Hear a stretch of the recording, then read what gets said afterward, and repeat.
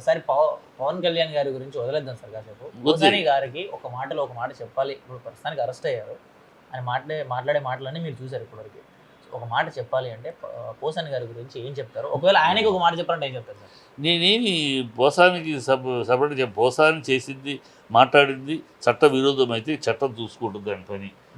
చట్టం చూసుకుంటుంది. చూసారు కదా సార్, మీరు చూసింది చెప్పండి. చూసింది నేను వన్ సైడ్ లేరు కదా, నేను వన్ సైడ్ అందుకనే చట్టం దాని పని చేస్తుంది అంటున్నాను. చట్టం దాని పని చేస్తుంది కదా. నువ్వు నేను అవసరం, నువ్వు అరెస్ట్ అయిన తర్వాత నువ్వు నేను తీర్పు ఇవ్వక్కర్లా. కోర్టు ఉంది, కోర్టులో ఛార్జ్ షీట్ వేస్తారు. నాన్ బెయిలబుల్ పెట్టారు. నాన్ బెయిలబుల్ ఇలాంటి వాటికి, ఎందుకంటే కోర్టులో 2 రకాలు ఉన్నాయి. కోర్టులో సుప్రీంకోర్టు ఒక ఆర్డర్ పాస్ చేసింది గతంలో, ఏమని రాజకీయ విమర్శలకి అరెస్ట్ చేయకూడదు. సో ఇప్పుడు రాజకీయ విమర్శలు తట్టి అందుకనే వీళ్ళు కులం మీద దాని మీద కేసు పెట్టారు. ఫస్ట్ కమ్మ కులం నంది అవార్డులు 2017లో జరిగిందని ఇప్పుడు తీసుకొచ్చి నంది అవార్డుల గురించి కమ్మ అవార్డులు అన్నాడని ఇవాళ తీసుకొచ్చారు. ఆ కమ్మ అవార్డులు అనే దాని మీద అందుకని అది పెట్టి 111 పెట్టారు. 111 ఆ కమ్మ కులం మీద వచ్చినప్పుడు నాన్ బెయిలబుల్ సెక్షన్ పెట్టచ్చు. అది పెట్టారు ఇప్పుడు. అది కోర్టు ఎంతవరకు సమ్మతిస్తుంది. అది సినిమాకి సంబంధించిన అవార్డులో పక్షపాతంగా జరిగింది అంటానికి ఆ రోజు నేను తిట్టాను. మీకు తెలియదేమో, ఇదే పోసాను నేను ఆ రోజు. నా వీడియోలు చూడండి. పోసాను నువ్వు నీ పుట్టకేంటి, నీకు జీవితం ఇచ్చింది ఎవరు, నీ పుట్టక కమ్మ పుట్టక, నీకు జీవితం ఇచ్చింది కమ్మోళ్ళు, ఇవాళ కమ్మోళ్ళ గురించి కించపరిచి మాట్లాడతావు. నేను తిట్టిన రోజులు ఉన్నాయి. ఒక రైటర్, ఒక డైరెక్టర్, ఒక గొప్ప యాక్టర్ అలాంటి మాటలు మాట్లాడుతూ తిట్టాం. సో అది దాన్ని తీసుకొచ్చారు. ఇప్పుడు ఇక్కడ మెయిన్గా పవన్ కళ్యాణ్ మాట్లాడితే మీరు ఓ మీడియాలో దాన్ని ఎత్తుతున్నారు కదా, దానికి స్టాండర్డ్ ఉంది, దానికి లేదు. 111 సెక్షను ఈ పవన్ తిట్టారు లేకపోతే ఇంకోళ్ళు తిట్టారు, ఈ పార్టీల బూతులు దాని మీద రాదు. ఆ సెక్షన్ వ్యాలిడ్ అవ్వదు. ఆ సెక్షన్ ఓన్లీ కుల మతాలకు సంబంధించిన దాని మీద వ్యాలిడ్ వస్తుంది. కులాలు మా విద్వేషాలు రచ్చకుండా, అందుకని ఆ సెక్షన్ పెట్టారు. అందుకని ఎవడో గుంటూరులో నుంచి 2017లో జరిగిన మాటలు తీసుకొచ్చి దాని మీద మనసు అర్ట్ అయిందని వాడు పెట్టాడు. ఇంటెన్షన్ తెలుస్తుంది. దీని గురించి నేను ఆశ్చర్యపడలే. మీరేమో గొప్పగా ఫీల్ అయిపోతారేమో, కానీ నేను ఇది ఎక్స్పెక్ట్ చేసింది. ఇవాళ అయితే రేపు నెక్స్ట్ కొడాలని, నెక్స్ట్ ఇంకొకళ్ళు ఎవరైనా సరే పోసాని గారు అరెస్ట్ అయితే గొప్పగా ఫీల్ అవుతారా సార్? ఎవరు అదే పెద్ద సాధనలాగా ఫీల్ అయిపోతున్నారు సార్. మేము జనాలకి ఏం జరుగుతుందో అది అలా చెప్పించలా. ఇది మీరు అలా చెప్పించట్లా. మీరేమన్నా ప్రభుత్వం సాధించిన విజయంలాగా మాట్లాడతారు. ఆంధ్రప్రదేశ్ ప్రభుత్వం ప్రస్తుతానికి అది పెద్ద విజయంలాగా. ఇది విజయం కాదు, ప్రజలకు సంబంధించిన విషయం కాదు. ఇది ప్రజలకు సంబంధించిన విషయం కాదు. ప్రజాభ్యుదయానికో, ప్రజా సంక్షేమానికో, రాష్ట్ర అభివృద్ధికో సంబంధించిన ప్రజలకు ఏమాత్రం కనెక్షన్ లేని విషయం ఇది. నువ్వు ఎవరిని అరెస్ట్ చేస్తే నాకెందుకు, నువ్వు ఎవరిని లోపల పెడితే నాకెందుకు, ఎవరిని సత్కరిస్తే నాకెందుకు, ప్రజల అభిప్రాయం నాకు కావాల్సింది కావాలి, నాకు వచ్చింది అదే. వదిలేద్దాం, దాన్ని పక్కన పెట్టేద్దాం. ప్రజలకు సంబంధం లేదు దాంతో. ప్రజల గురించి అడుగుతాను.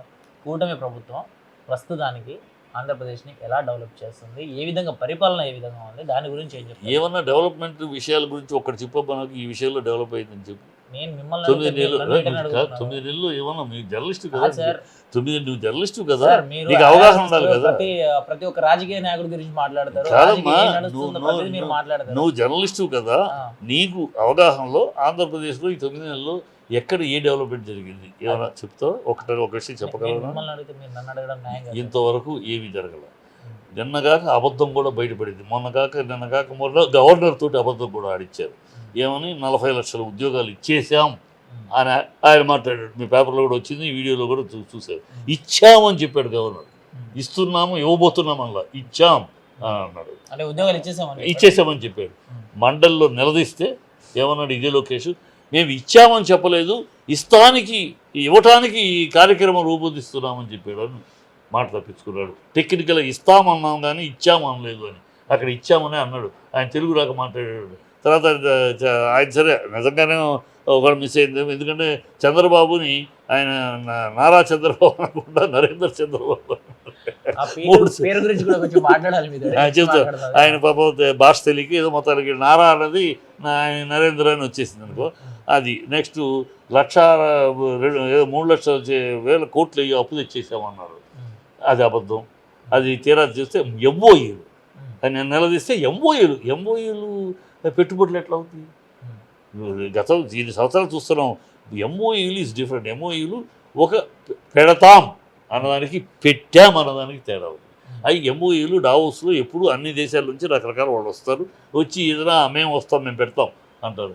అది ప్రాక్టికల్గా వచ్చేటప్పటికి వాళ్ళు వచ్చి వాళ్ళు చూసి మాకు ఇది కావాలి అది కావాలి ఈ కావాలి వాళ్ళ గొంతెమ్మ కోరికలు వాళ్ళ సౌకర్యాలు మనం ఏర్పరచగలిగితే పెడతారు. ఇప్పుడు 16,600 ఎకరాలు ఇచ్చాడు చంద్రబాబు సింగపూర్ ఈశ్వర్కి. ఏమని చెప్పారు అప్పుడు? ఇక్కడ సింగపూర్ సిటీ వస్తుంది, ఈ సింగపూర్ ఈ 16 ఎకరాల్లో సింగపూర్ సిటీ వస్తుంది, ఇక్కడ ప్రతి ఎకరం కూడా 10 కోట్లు అయిపోతుంది, దీనికి సెల్ఫ్ ఫైనాన్స్, ఇది ఎవరు డబ్బు ఇవ్వక్కర్లేదు ఈ రాజధాని చెప్పాడు. అందరూ ఆహా బ్రహ్మాండం ఐడియా అనుకున్నాం.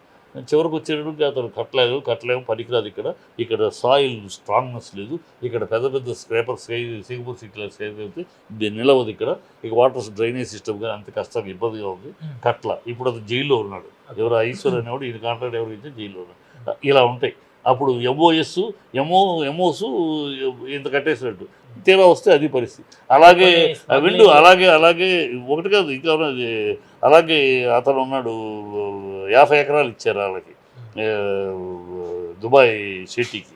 ఏమని 7 స్టార్ హోటలు, ఒక మల్టీ ఇది హాస్పిటల్ ఇక్కడ వస్తాయని 50 ఎకరాలు ఇచ్చారు. 2018లోనే ఓపెన్ అయిపోతాయని ఇచ్చారు. అతను తిరిగి వచ్చాడు, తీసుకున్నాడు, ఏమో సంతకాలు చేశాడు, అవన్నీ కూడా పబ్లిష్ చేశారు. తీరా చూస్తే అతను ఇక్కడ కట్టడానికి కుదరదు, ఇక్కడ రోడ్లు గిడ్లు ఎస్టాబ్లిష్మెంట్ అన్నిటికీ అయిపోతాయి, 1000 కోట్లు అయిపోతాయి, మేము ఇక్కడ హోటల్ కట్టి అయ్యేది కాదు. అతను వెనక్కి వెళ్ళిపోయాడు, 50 ఎకరాలు వెనక్కి ఇచ్చేది.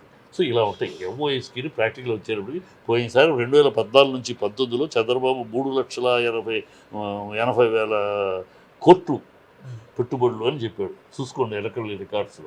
యాక్చువల్గా ఫైనల్గా వచ్చింది ఆ 3,80,000 కోట్లు, దీంట్లో ఫైనల్గా వచ్చింది 386,000 కోట్లు.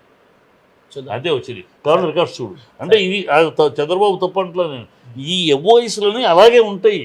ఏ రాష్ట్రమైనా ఎంఓఎస్ వచ్చేస్తారు వాళ్ళు డావోస్లో. నువ్వు డావోస్ వెళ్ళు నేను చెప్పేది నువ్వు డావోస్కి వెళ్ళు, నువ్వు ఒక స్టేట్ యొక్క అథారిటీ కింద వెళ్ళు, నీ దగ్గరికి కూడా వస్తారు, నీ దగ్గరికి వచ్చి నీ దగ్గర సంతకాలు పెడతారు. అది ఒక ఫ్యాషన్ షో అయిపోయింది. సరే సార్, నేను అది పక్కన పెడతాను. తెలంగాణ ప్రభుత్వం నువ్వు పాలన గురించి ఇదే తప్పయ్యా. మీదే వన్ సైడ్. నేను నిజాలు చెప్తాను, నువ్వు ఖండించు. నేను వన్ సైడ్ అంటానికి ఎట్లా వన్ సైడ్ చెప్పు, ఒక విషయం చెప్పు, నేను చెప్పేదాన్ని కౌంటర్ చెప్పు. ఇది వన్ సైడ్ నడుస్తున్నాయని ఆపుతున్నారు, స్మగ్లింగ్ ఆపుతున్నారు. అక్కడ జరిగిన రోడ్ డెవలప్మెంట్ అడిగావు, డెవలప్మెంట్ జరగలేదు అంటున్నాను. 6 హామీలు జరగట్లేదు అన్నాను. మొత్తం అయిపోవాలంటే అవ్వదు కదా సార్. మీరే కదా అన్నారు మిమ్మల్ని బలవంతం చేసి గొంతు నొక్కి పెట్టి నెలలో చేస్తామని చెప్పని చెప్పారు. మీరే కదయ్యా ఆవేశపూరితంగా వచ్చిన మొదటి నెలలోనే సంతకం ఇదే ఫైల్ మీద పెడతామని మీ పవన్ కళ్యాణ్, మీ లోకేష్, మీ చంద్రబాబు మీరే కదా మాట్లాడింది కూటమి తరఫున. బీభత్సంగా మాట్లాడారు కదా. మిమ్మల్ని ఎవరు మాట్లాడమన్నారు మొదటి నెలలో చేస్తామని? ఎవరైనా అపోజిషన్ ఎవరినానో లేదా ప్రజలు పోసే మీరేగా. మేము లెక్క చూసాం, అన్నీ ఆలోచించాం, అన్ని కూలగా మాకు సంపద సృష్టిస్తే తెలుసు, మాకు అన్నీ తెలిసి చేయగలం. 1,72,000 కోట్లు అయితే శ్రీలంక అవదా అని అడిగాం. మా లాంటి వాళ్ళు జర్నలిస్టులు, మా లాంటి అనలిస్టులు అడిగాం. మీరు 67,000 లక్షలు అయితేనే 67,000 కోట్లు అయితేనే శ్రీలంక అయిపోద్ది అన్నారు. మీరు 1,72,000 కోట్లు అంటున్నారు. శ్రీలంక అవదా అంటే మాకు తెలుసు, సంపద సృష్టించడం తెలుసు, మాకు అన్ని కూలంకషంగా చర్చించి ఆలోచించి ఏమి చేయగలమో వాటిని చేస్తున్నాం, వాటిని అనౌన్స్ చేస్తున్నాం. ఈ పథకాలన్నీ మొదటి నెలలోనే అమలు చేస్తామని మాట్లాడిన రికార్డింగ్స్ ఉన్నాయి. చంద్రబాబు డబ్బులు పెట్టుబడి తెచ్చామన్నారు, అది అబద్ధం అని తేలిపోయింది. చంద్రబాబు 40 లక్షల ఉద్యోగాలు ఇచ్చామన్నారు, అబద్ధం అని తేలిపోయింది. రీయింబర్స్మెంట్ అదే రైతులకి 20,000 ఇస్తా, 6,000 ప్లస్ నేను 14,000 కలిపి ఇస్తా అన్నాడు, అది ఇవ్వటం లేదు. నిరుద్యోగులకు వృత్తి 3,000 ఇస్తా అన్నాడు, ఇవ్వటం లేదు. 18 సంవత్సరాలు దాటిన వాళ్ళకి 15,000 ఇస్తానన్నాడు, అది ఇవ్వటం లేదు. ఇంట్లో ఎంతమంది ఉంటే అంతమందికి 15,000 రూపాయలు, అది ఇవ్వటం లేదు. ఫ్రీ బస్సు లేదు. 3 గ్యాస్ సిలిండర్లు మార్చి తర్వాత ఎక్కడ ఉన్నాయి ఫ్రీ బస్సులు? ఇక్కడ హైదరాబాద్లో కూర్చొని మీ ఫ్రీ బస్సులు తిరుగుతున్నాయి అని ఏమనాలి? మిమ్మల్ని అర్థం కావాలి. మీరు వచ్చిన మొదటి నెలలో ఏం నెరవేరుస్తాం అని చెప్పి బల్ల గుద్ది జుట్టు ఎగరేసుకుంటే పవన్ కళ్యాణ్ బల్ల గుద్ది లోకేష్ ఏం తమ్ముళ్ళు అని చెప్పి చంద్రబాబు పబ్లిక్ మీటింగ్లో నోటికి వచ్చేట్టు మాట్లాడారు. అది నమ్మారు. మీ ఆవేశాన్ని, మీ అబద్ధాలను నిజాలు అనుకుని నమ్మారు. అందుకని నిలదీస్తున్నారు. అది డెవలప్మెంట్ అయింది. ఉద్యోగాలు కల్పన జరిగిద్దా? 1,65,000 ఉద్యోగాలు లోకేష్ సరే అతని సచివాలయాల ద్వారా ఉద్యోగాలు జరిగినాయి. ఇంకా ప్లస్ మిగతా కలిసి 2,60,000 చిల్లర ఉద్యోగాలు గవర్నమెంట్ ఉద్యోగాలు ఏర్పడినాయి. మీరు ఇప్పటికి ఎన్ని ఉద్యోగాలు చేశారు? మీరు ఎందుకు అడుగుతున్నారు? ఇంకా 5 ఏళ్ళ టైం ఉంది కదా. మీరు కనుక అలా మాట్లాడితే అలాగే అడుగుతారు. మీరేమన్నారు?